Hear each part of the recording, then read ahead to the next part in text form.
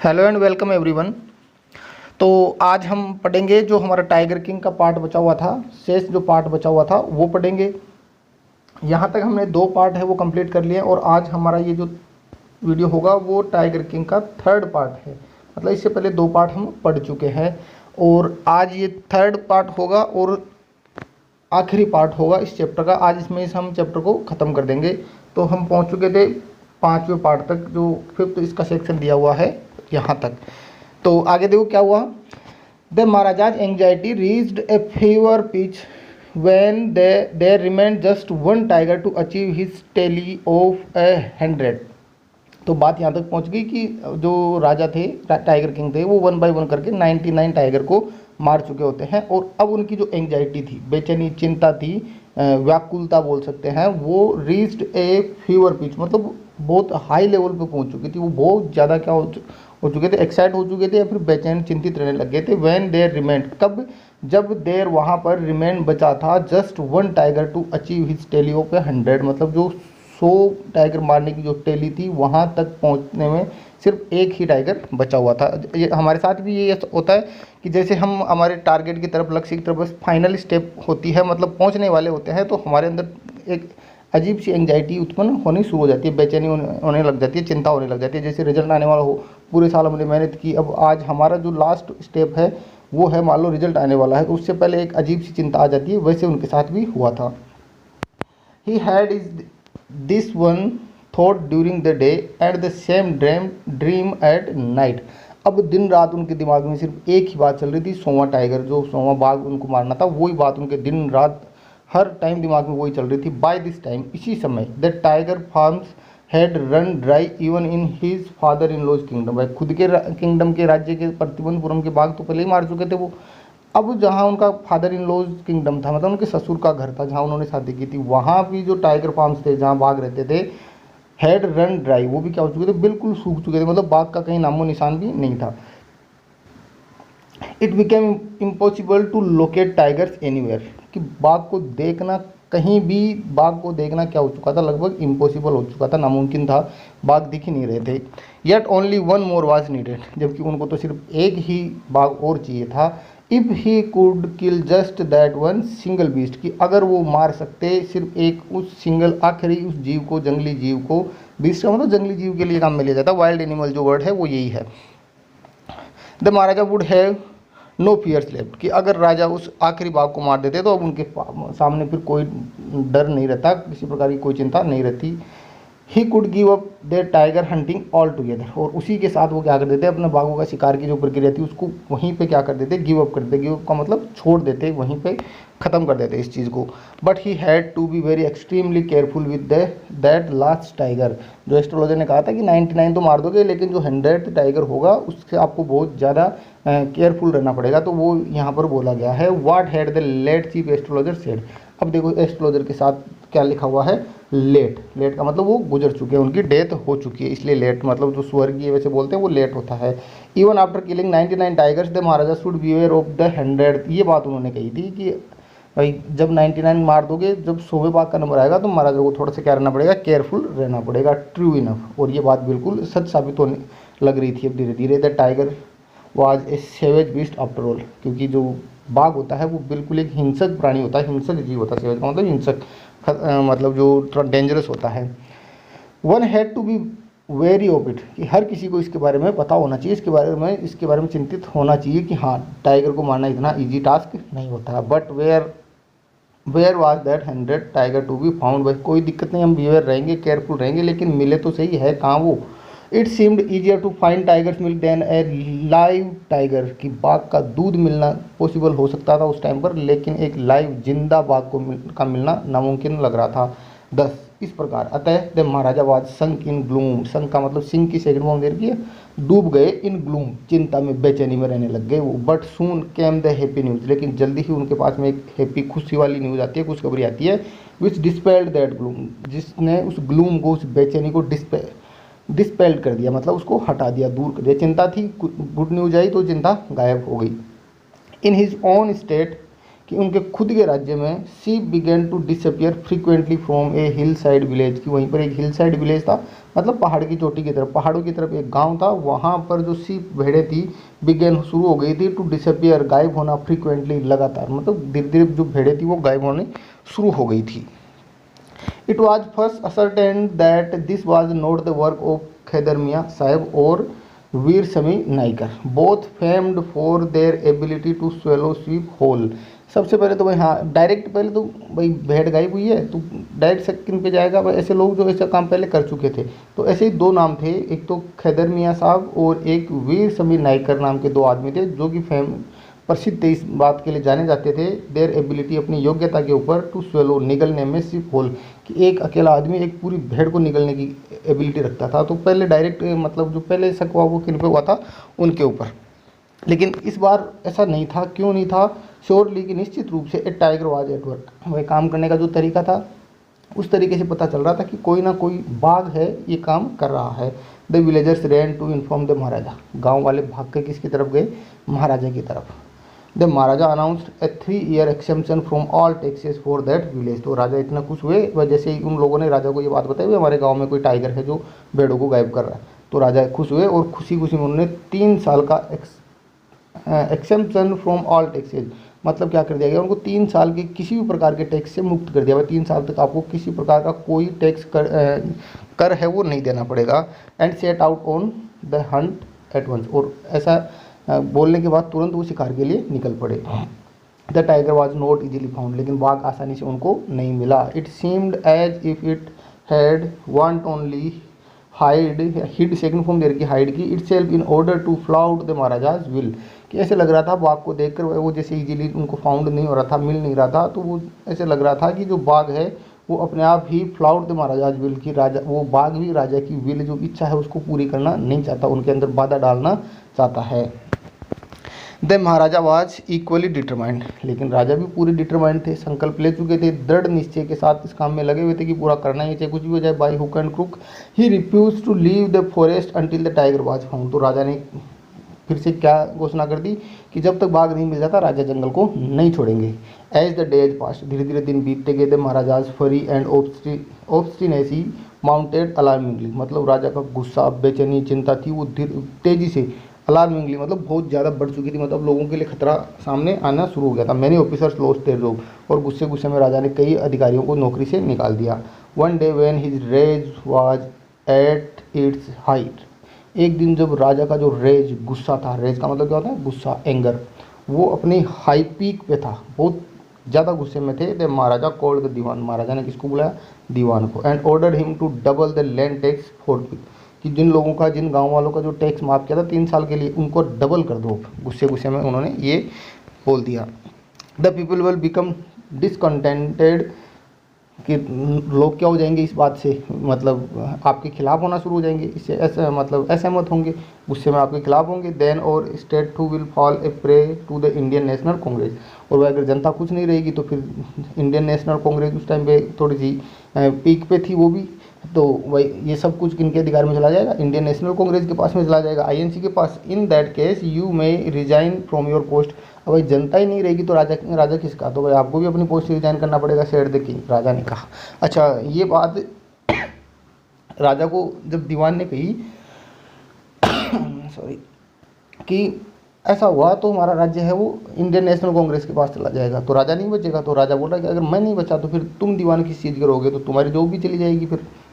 The Dewan went home convinced that if the Maharaja did not find the tiger soon the results could be catastrophic, मतलब दीवान जब घर पे गए ये कन्विंस करते हो अपने आप के साथ में कि अगर महाराजा को जल्दी ही टाइगर नहीं मिला तो इसका रिजल्ट है वो बहुत ही भयानक हो सकता है।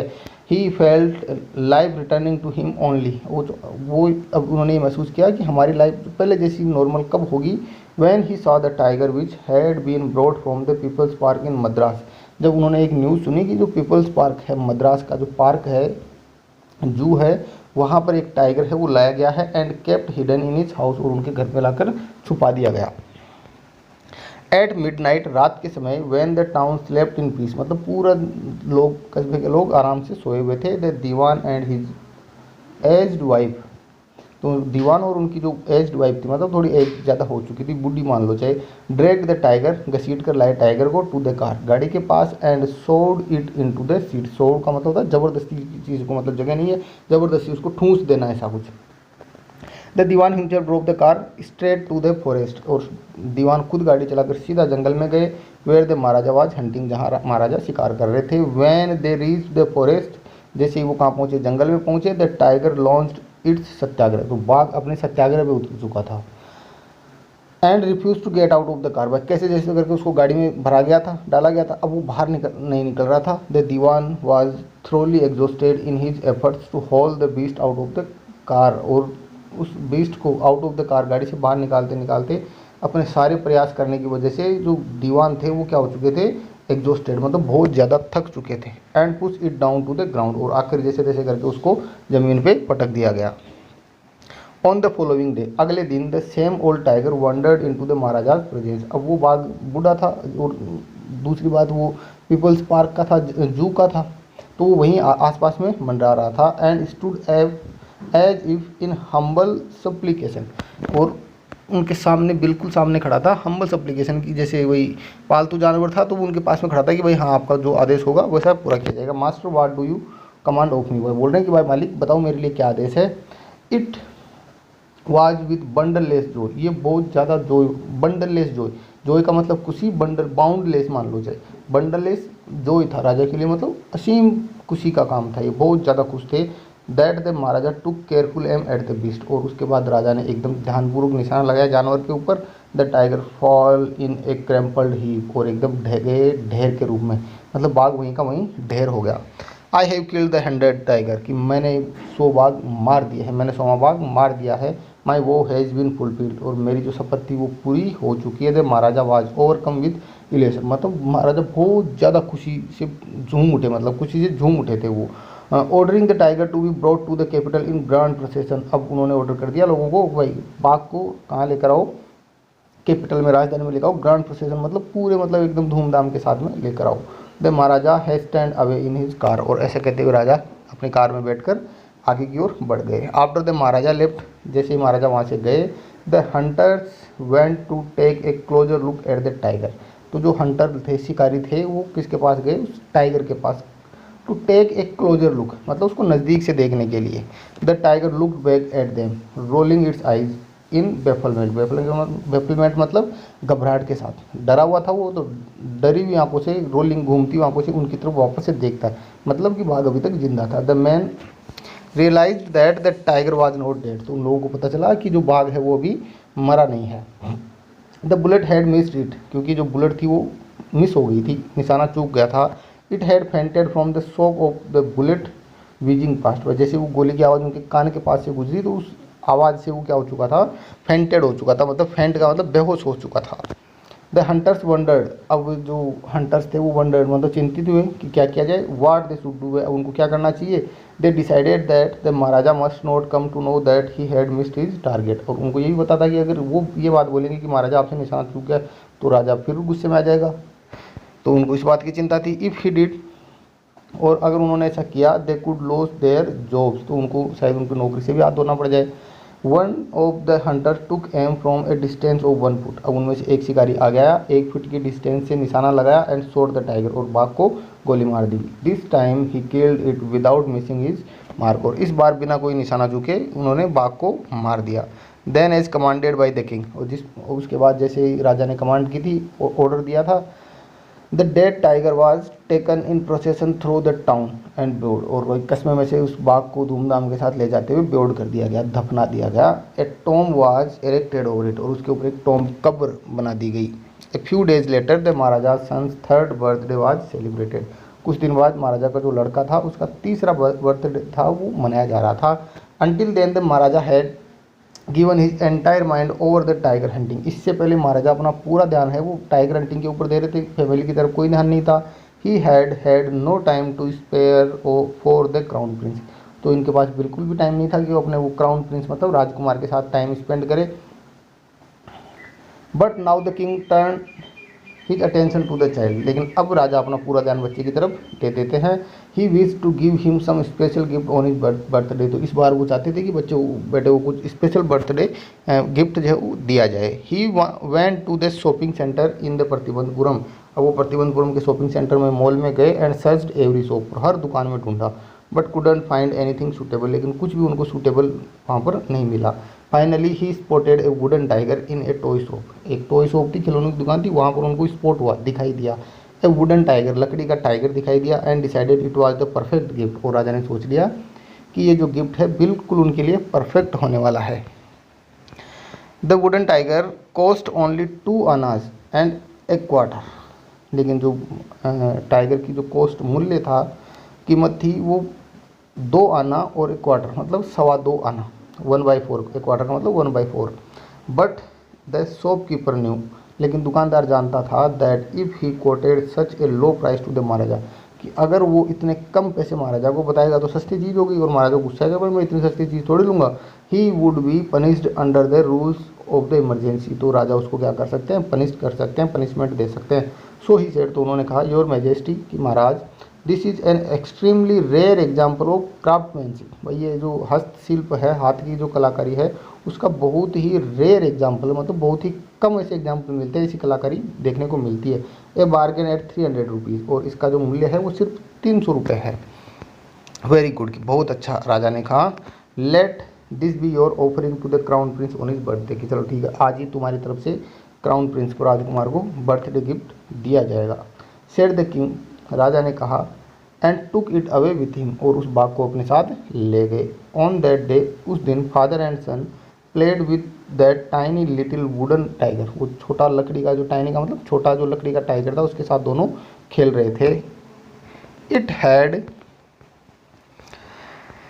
Had been carved by an unskilled carpenter, जो टाइगर था वो एक अनस्किल्ड, मतलब एक नए जो मतलब कारपेंटर का काम जो नया नया सीख रहा था, मतलब उसके पास स्किल नहीं थी, ऐसे ही वो काम चलाऊ सीखा हुआ था, उसके द्वारा ये बनाया गया था। इट्स सरफेस वाज रफ, इसकी वजह से जो इसकी सरफेस थी, सतह थी, बाहरी सतह थी, वो बिल्कुल रफ थी, मतलब एकदम प्लेन नहीं थी, साफ़ सुथरी नहीं थी। टाइनी स्लीवर्स ऑफ वुड, लकड़ी की जो हल्की हल्की जो स्लीवर्स निकली हुई थी, हल्की हल्की जो कीले सी निकली हुई थी, वो निकली हुई थी। Stood up like quills all over it, पूरे टाइगर के ऊपर, पूरी टाइगर के जो क्या बोलते हैं उसको, सरफेस के ऊपर वो फैली हुई थी। वन ऑफ दो slivers piers the maharaja's right hand, उनमें से एक जो कील थी वो राजा के राइट हैंड में चुभ गई। He pulled it out with his left hand, राजा ने अपने लेफ्ट हैंड से, राइट हैंड में लेफ्ट हैंड से उसको निकाल दिया। And continue to play with the prince, और उसके बाद खेलना, भाई छोटी सी कील तो थी, उसका क्या ध्यान देना।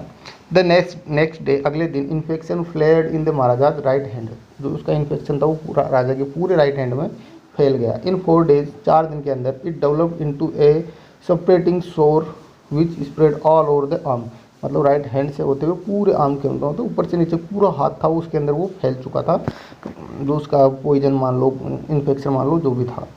3 famous surgeons were brought in from Madras, Madras से 3 फेमस सर्जन थे, उनको बुलाया गया। After holding a consulting they decided to operate, अब उन्होंने आपस में कंसल्टेशन का एक दूसरे से कंसल्ट किया, बातचीत की, और उन्होंने सोचा, क्या निर्णय लिया, टू ऑपरेट, कि राजा का ऑपरेशन करना पड़ेगा। द ऑपरेशन टुक प्लेस, और ऑपरेशन किया गया, ऑपरेशन का काम कंप्लीट हुआ। That 3 surgeons who performed it came out of the theatre, अब जो तीनों जो सर्जन थे जो इस ऑपरेशन को परफॉर्म कर रहे थे वो बाहर आए एंड अनाउंस, उन्होंने कहा द ऑपरेशन वाज सक्सेसफुल, कि हमारा ऑपरेशन है वो सफल हुआ। द महाराजा इज डेड, महाराजा की डेथ हो चुकी है, महाराजा मर गए हैं।